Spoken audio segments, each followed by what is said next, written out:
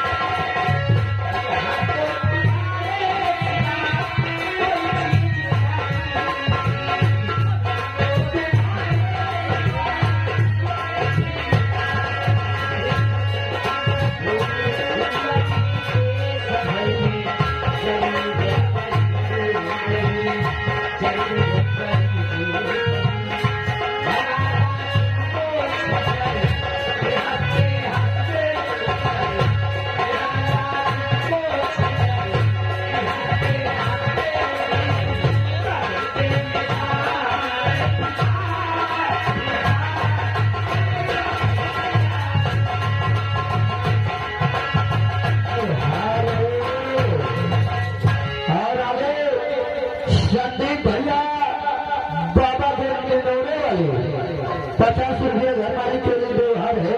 Party लागल धन्यवाद करती है।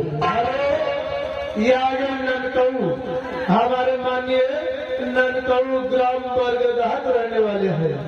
ये घर मालिक साहब को 50 रुपया व्यवहार पार्टी लाख लाख शुक्रिया धन्यवाद।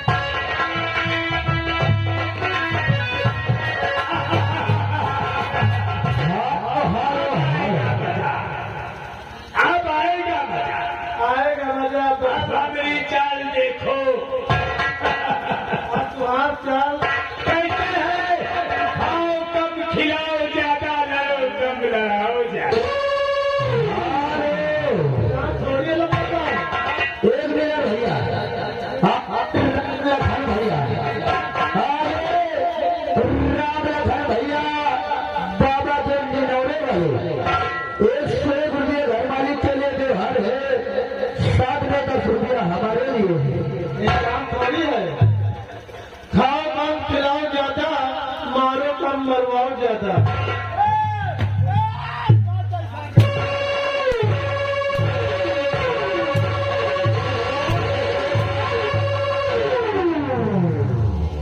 तुम तो यार ऐसा मारो लंबा दर। मारो कम मरवाओ ज्यादा। अरे लंबा दर अपन भाई बेटिया समझ के मारते। चला मेरे साथ।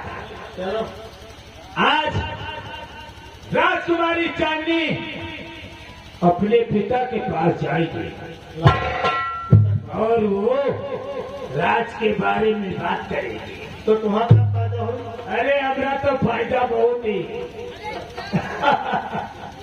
फिर आगे आगे होता क्या है? आगे आगे जो समझना पड़ेगा।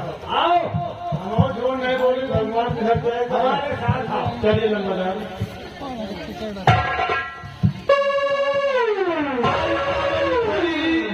तब निखरी भैया तब निखरी मंत्री आते